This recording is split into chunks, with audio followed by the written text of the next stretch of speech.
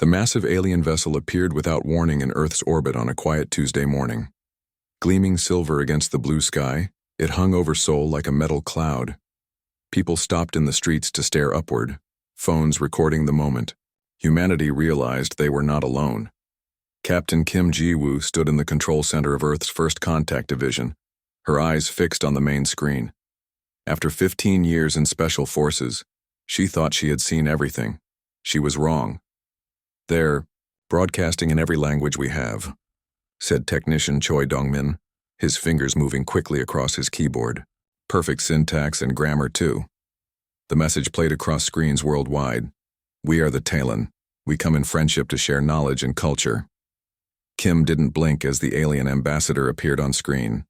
Tall and slender with pale blue skin and four-fingered hands, the being called itself Envoy Narok. "Something feels wrong," Kim said quietly to her second-in-command, Colonel Bae Jun-ho. "They're too perfect, too accommodating." The world's government scrambled to form a response team.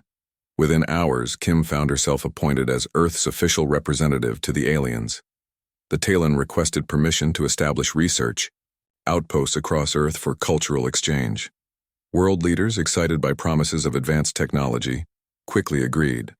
Dr. Park Min-ho, Earth's leading xenobiologist, joined Kim's team to study the visitors. A quiet man with careful eyes, he approached her 3 days after the Talon arrived. "Captain, you need to see this," he said, placing a tablet on her desk. "I analyzed the equipment they're installing in their outposts. They claim it's for atmospheric adaptation, but these components—" He pointed to a diagram. "This is scanning technology, not environmental control." Kim felt a cold certainty settle in her stomach. "They're studying us." "Yes, but not our culture," Dr. Park replied. "The scans focus on military installations, defense systems, and human physiological responses to stress and combat." That night, Kim authorized a covert operation. Lee Hyun, their best technical specialist, managed to intercept encrypted Talon transmissions. "It took all night, but I cracked part of their code," Lee reported the next morning, dark circles under her eyes. "They're not here for friendly exchange. They're cataloging our military capabilities, combat strategies, and psychological resilience during conflict." Kim reviewed the partially translated alien data. "They specifically mention our unique adaptive battle responses and creative combat solutions. They're studying how we fight." Over the next week, as the Talon established outposts in 12 major cities, Kim gathered her core team. Colonel Bae brought military expertise, Dr. Park contributed scientific analysis, and Lee provided technical intelligence. "We need to know more before we alert the world governments," Kim decided. They've already embraced the Talon completely. The team established a secure underground facility outside Seoul, monitoring the aliens' activities while maintaining the appearance of cooperation. During a diplomatic dinner, Kim observed the Talon representatives carefully. They asked questions about Earth's greatest wars, about how humans overcame stronger opponents, about the psychology of soldiers. "Your species fascinates us," Envoy Narok told her, four-fingered hand holding a glass of water. "You have achieved so much despite limited resources and technology." "We're survivors," Kim replied, watching the alien's eyes. "It's what humans do best." Later that week, Dr. Park made another discovery. The Talon's personal devices contained files on other worlds they had visited. "Look at the pattern," he showed Kim. Each civilization initially welcomed them. Each shared their knowledge freely, and each eventually became what the Talon call client worlds, completely dependent on Talon technology and protection. Colonel Bae pointed to specific sections of the translated text. "They systematically stripped these worlds of their defensive capabilities, not through war, but through this exact cultural exchange program." Kim's suspicions were confirmed when Lee intercepted more transmissions. They're reporting to their homeworld about Earth's exceptional military adaptability and unique combat creativity. They want to collect these traits from us. The final piece fell into place when Dr. Park analyzed samples from the Talon's living quarters. Their biology is strange. It shows signs of artificial enhancement, borrowed traits from other species. I believe they literally incorporate biological and psychological characteristics from the species they study. Kim stood at the window of their hidden facility, watching the distant lights of Seoul where a Talon outpost now dominated the skyline. They came seeking our secrets, she said quietly. Our knowledge of warfare, our adaptability in battle, our will to survive against overwhelming odds. Colonel Bay joined her at the window. What do we do, Captain? Kim turned away from the view, her decision made. We give them exactly what they're looking for. We show them how humans really fight. Within 3 weeks, Talon representatives had established themselves in major cities across Earth. Their sleek silver buildings rose beside human structures gleaming in the sunlight. People lined up to tour the alien facilities, eager to see advanced technology and meet the visitors from space. But beneath the friendly surface, something else was happening. Kim Ji-woo noticed how Talon officials always requested tours of military bases, research labs, and training academies. They showed particular interest in combat simulations and weapons development. They're mapping everything, she told her team during a secure meeting in their underground facility. Every defense system, every military protocol. Lee Hyun analyzed the data they had collected. Talon representatives have visited 37 military installations in the last week alone. They're focusing on places where we develop battle, strategies, and combat training. Colonel Bay spread a digital map across the table. Red dots showed confirmed Talon presence. They're positioning themselves near every major strategic location on Earth. Dr. Park had been studying the biological samples he collected. I've confirmed my theory. The Talon physically incorporate traits from other species into themselves. He displayed microscope images on the screen. Their cellular structure contains genetic material from at least 6 different species. They're collectors, Kim said. They take what they want from each world they visit.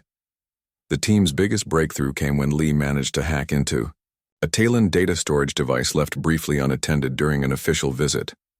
Look at this, she said, transferring the files to their secure system. Records of previous worlds they visited. The files showed dozens of planets. Each followed the same pattern. Initial contact, cultural exchange, technology sharing, then gradual control. Within a generation, each world became dependent on Talon technology and protection. Their military knowledge was systematically extracted and their defensive capabilities weakened. They don't conquer with weapons, Colonel Bay observed. They do it with smiles and promises. Kim studied the images of alien worlds now under Talon influence. We need to know exactly what they want from us specifically. What makes humans different from these other species? The answer came from an unexpected source. During an official dinner, Kim was seated beside a junior Talon official named Kelmar. Unlike the others, Kelmar was young and less careful with words. Your war history fascinates us, the alien told Kim after several drinks. Most species develop technology first, then military strategy. Humans developed extraordinary battle tactics despite limited technology. We had to be creative to survive, Kim replied, encouraging the alien to continue. Exactly. Kelmar's eyes widened. Your adaptive combat responses are unique in our catalog. The way humans can improvise during battle, change strategies mid-fight, and turn disadvantages into advantages. This is rare and valuable. Kim shared this conversation with her team later that night. They don't want our technology. They want our fighting spirit, our adaptability in battle. That explains their focus on military training facilities rather than weapons development, Colonel Bay noted. The situation became urgent when Dr. Park discovered small devices hidden in the Talon cultural centers. These are biological samplers. They're collecting human DNA, brainwave patterns, and stress responses from every visitor. Kim decided it was time to alert government officials. She prepared evidence and requested an emergency meeting with South Korea's defense minister. But when she arrived at the ministry building, she found Talon representatives already there. Captain Kim, Defense Minister Yoon greeted her coldly. The Talon have expressed concerns about your unauthorized investigations. The senior Talon, Envoy Narok, stepped forward. We value transparency, Captain. If you had questions about our intentions, you should have asked directly. Kim realized the aliens had discovered their surveillance. Worse, they had already secured the trust of Earth's leaders. The situation deteriorated further when a research scientist at Daejeon Laboratory contacted Kim secretly. Dr. Song had refused to share military application research with Talon visitors. The next day, she found her lab access revoked and her research reassigned. They're systematically removing people who question them, Kim told her team, and replacing them with officials who support the Talon.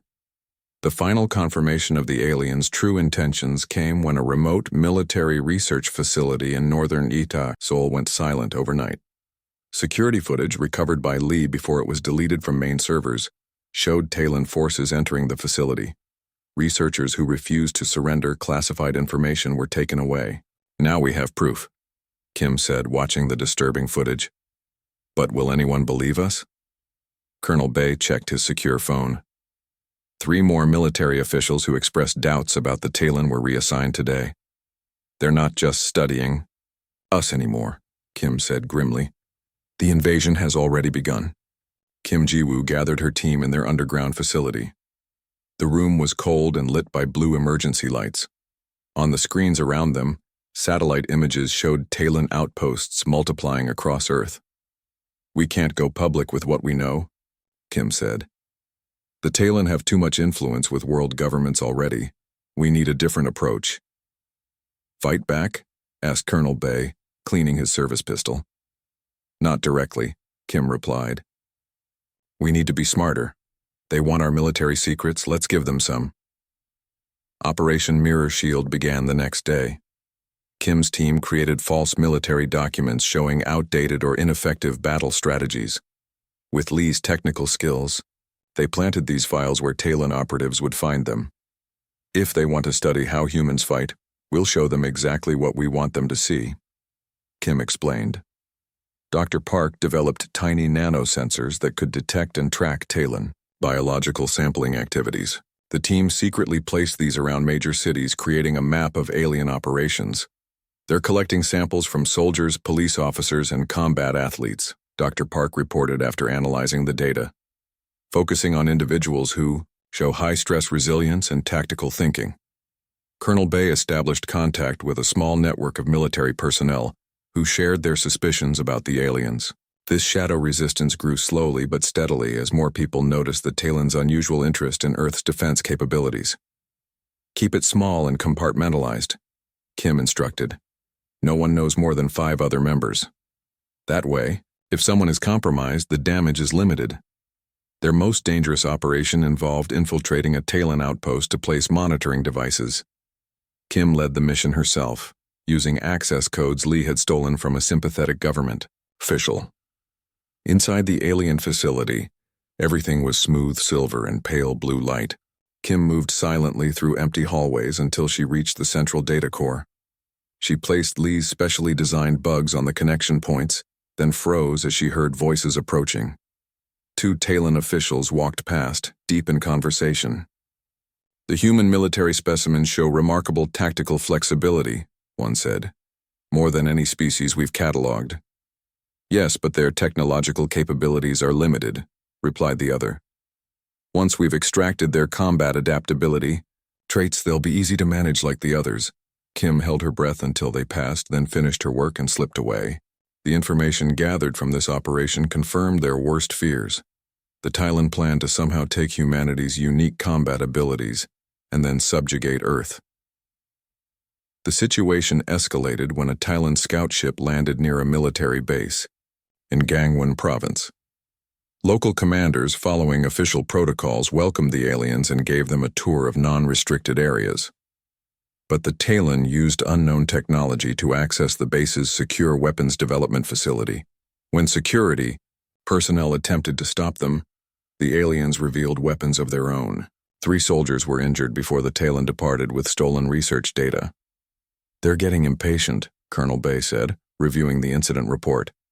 Moving from covert to overt operations. Kim knew they needed to expand their resistance efforts. Using secure channels, she contacted trusted military leaders in other countries. Slowly, an international network formed. sharing information about Talon activities worldwide. Dr. Park made a critical breakthrough when analyzing tissue samples from a damaged Talon ship. Their biology is highly engineered, he explained, showing microscope images to the team. They've modified themselves to incorporate traits from other species, but this process has made them dependent on specific frequencies for their neural networks. Can we use that against them? Kim asked. Possibly, Dr. Park nodded. Their telepathic communication system could be vulnerable to disruption. Working day and night, Dr. Park and Lee developed small devices that could interfere with Talon neural frequencies. The team began planting these disruptors near alien outposts, testing their effectiveness. The Talon noticed something was wrong when several of their operatives experienced communication difficulties. Their response was swift and brutal. A research facility in Busan, where scientists had been studying alien technology, went dark overnight. When Kim's team arrived, they found the building destroyed and researchers missing. Security cameras had captured the attack before being disabled. The footage showed Talon forces using advanced weapons against unarmed scientists who refused to surrender their research. Unlike the peaceful image they projected to the public, these aliens moved with cold efficiency, executing anyone who resisted. Kim downloaded the security footage seconds before the entire system was wiped remotely. Now we have proof, she said, watching the horrific images again. They're not here for peaceful exchange. She called an emergency meeting with the few government officials who still trusted her. In a secure bunker deep beneath Seoul, Kim played the footage for them. This is happening across Earth, she told the shocked officials. The Talon aren't visitors or partners. They're invaders taking what they want. Defense Minister Yoon, who had previously dismissed Kim's warnings, watched with growing horror. What can we do against their technology? He asked quietly. Kim activated a holographic display showing the countermeasures her team had developed. We fight back, she said. Not the way they expect, but the way humans always have. Adapting, surprising, and never giving up. The morning. Sky turned orange as the sun rose over Seoul. In underground command centers across Earth, military leaders waited for Kim's signal. After weeks of secret preparation, Operation First Light was ready to begin. All teams in position, Colonel Bay reported, his voice tense but steady. Waiting for your command. Kim looked at the tactical display showing Talon outposts worldwide. She thought of all the alien ships that had arrived in recent weeks positioning themselves over major cities. The Talon were preparing for something big, but humanity would strike first. Begin the operation, she ordered. Across the globe, Special Forces teams moved simultaneously against Talon facilities. They carried Dr. Park's neural disruptors, devices designed to interfere with the aliens' telepathic communication network. Teams planted these devices near Talon outposts, then withdrew to safe distances. Lee Hyun activated the system from their command center. Disruptors online. On their monitors, they watched as confusion spread through Talon ranks. The aliens stumbled, clutching their heads as their neural network experienced interference. For the first time. Phase 1 successful, Kim announced. Begin Phase 2. Military forces worldwide launched coordinated strikes against Talon outposts. The element of surprise worked in humanity's favor. Many facilities fell quickly as the aliens struggled to coordinate without their telepathic network. But the Talon mothership responded with devastating force. Massive energy weapons fired from orbit striking Seoul, Tokyo, and San Francisco. Buildings crumbled and fires spread across the cities. Casualty reports coming in, Colonel Bay said grimly. Thousands dead, tens of thousands injured. Kim watched the destruction on the screens, her face hard. They've shown their true nature now. No more pretending to be peaceful visitors. Reports flooded in from around the world. Human forces had captured several Talon outposts, but were being pushed back at others. The aliens had superior weapons and technology, but without their neural network functioning properly, their coordination was breaking down. We can't match their firepower, Colonel Bay said as more buildings fell to orbital strikes, even with every weapon on Earth. We don't need to, Kim replied, studying the tactical display. We just need to disrupt their command structure. Dr. Park had been analyzing data from captured Talon equipment. I've confirmed my theory about their neural network, he reported. It's not just for communication, it's how they function as a collective.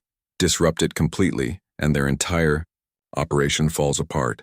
Kim's plan was dangerous but necessary. While Earth forces engaged the Talon worldwide, a small team would infiltrate the mothership and plant disruptors at the heart of their neural system. We need a way on board, Kim said. Lee pointed to a blinking dot on the display. There, a damaged Talon shuttle just made an emergency landing outside Incheon. If we can secure it. Kim led the capture team herself. They moved under cover of night, approaching the crashed shuttle where Talon engineers were making repairs. Using disruptor devices, they incapacitated the aliens quickly. Colonel Bay examined the shuttle. Damaged but flyable. The question is, can we operate it? We've studied their controls, Lee said, sliding into the pilot's seat. Similar enough to our advanced aircraft. Different symbols, same principles. As dawn broke, Kim's infiltration team, 6 soldiers and Lee, prepared to launch the captured shuttle. Their mission: reach the mothership, plant disruptors throughout its neural hub, then escape if possible. This is probably a one-way trip, Kim told her volunteers. Last chance to back out. No one moved. The shuttle lifted off, its alien engines humming. Lee had disguised its signal to appear as a returning Talon craft. As they approached the massive mothership hovering above Earth's atmosphere, everyone held their breath. Incoming transmission, Lee whispered. They're asking for identification codes. She transmitted the codes they'd extracted from the captured Talon data core. Long seconds passed. We're cleared to dock, she finally announced. The shuttle entered one of the mothership's many landing bays. Through the viewport, they saw hundreds of Talon ships preparing for what looked like a full-scale invasion of Earth. We got here just in time, Kim said quietly. Wearing captured Talon environmental suits to hide their human appearance, the team exited the shuttle. They moved through the massive ship, following the map Dr. Park had created based on captured intel. Twice they nearly encountered Talon security teams, but the aliens were distracted by the battle below and the ongoing issues with their neural network. Finally, they reached the central hub, a massive chamber filled with pulsing blue light. Crystalline structures rose from the floor to the ceiling, apparently serving as the mothership's neural center. Plant the disruptors according to the plan, Kim ordered. Every 30 meters along the main conduits. As her team worked, alarm signals suddenly flashed throughout the chamber. A voice spoke in the Talon language and security doors began to close. They've detected us, Lee shouted.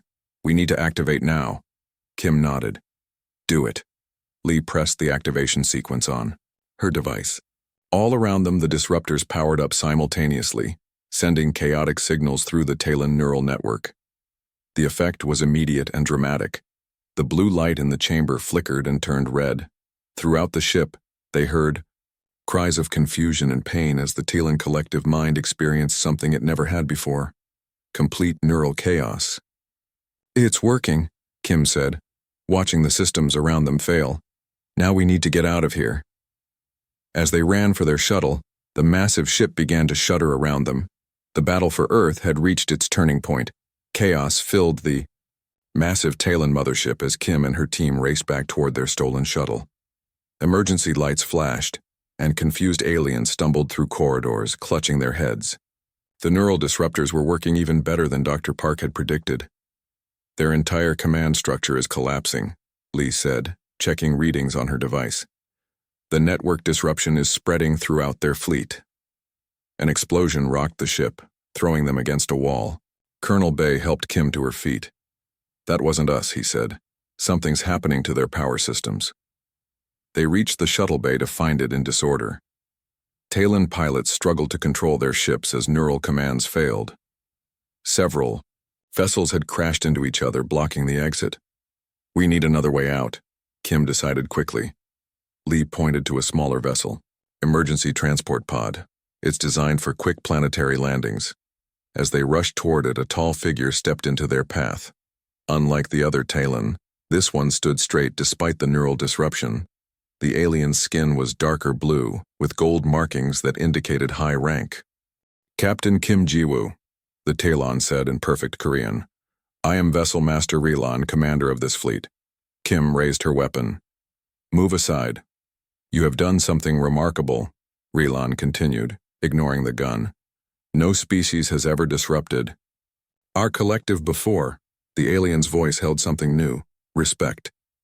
"You came to steal from us," Kim replied. "To take our combat knowledge and then control our world." "Yes," Relan admitted simply. "That is our way. We collect the best traits of each species we encounter. Yours is exceptional. Your battle adaptability is unlike anything in our thousand-world catalog." Another explosion shook the ship.